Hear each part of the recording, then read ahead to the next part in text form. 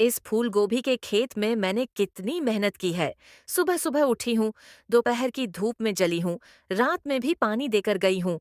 आज जब फसल काटने का दिन आया, तो मेरी गोभी फूल कहाँ चली गई?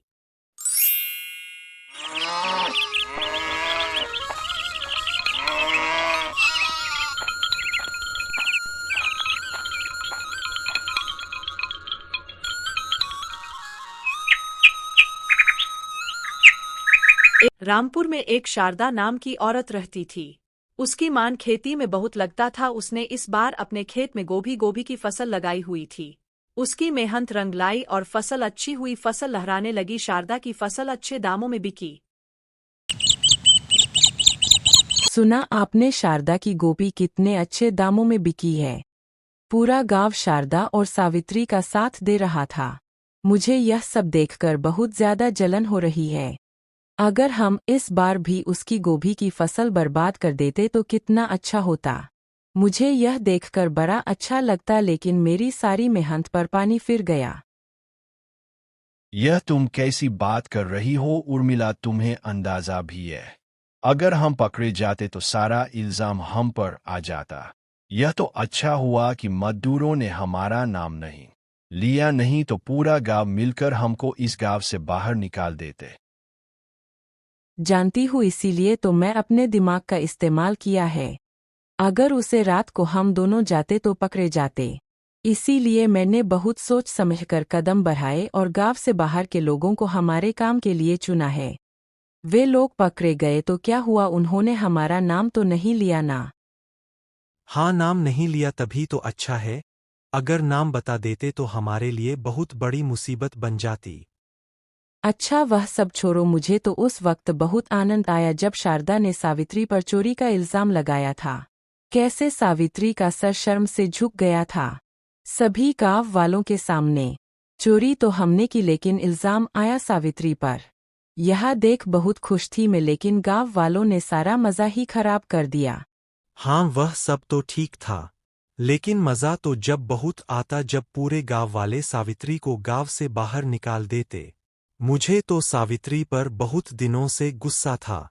हाँ, आपका गुस्सा उस पर बहुत भारी पड़ने वाला था, लेकिन आप उस पर इतना जलन क्यों करते हो? आखिर उसने ऐसा किया क्या है? आखिर मुझे भी तो बताओ। उर्मिला, तुम भूल गई वह दिन जब सावित्री और मैं गांव के सरपंच के घर में काम करते थे।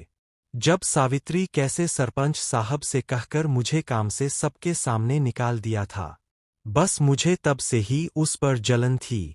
आज वह बदला पूरा होते होते रह गया है। उसकी वजह से मुझे कितनी दिक्कत हुई थी। हाँ, आपने सही कहा है। चाहे जो भी हो, लेकिन नुकसान तो उसका फिर भी हो गया है। अब अच्छा हुई तो क्या हुआ, पहले की फसल तो हमने बर्बाद ही कर दी ना। एक दिन शारदा उर्मिला के घर जाती है।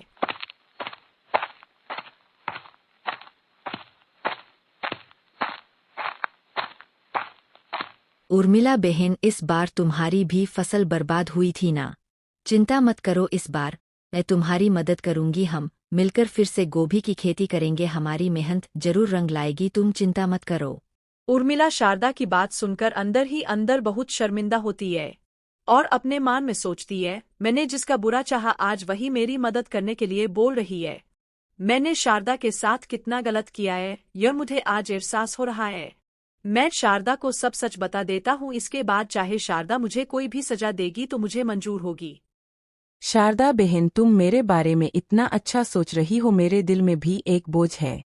तुम्हारी फसल बर्बाद करने में हमारा ही हाथ था। हमारे के नाम से ही मजदूर तुम्हारे खेतों से गोभी चुरा रहे थे।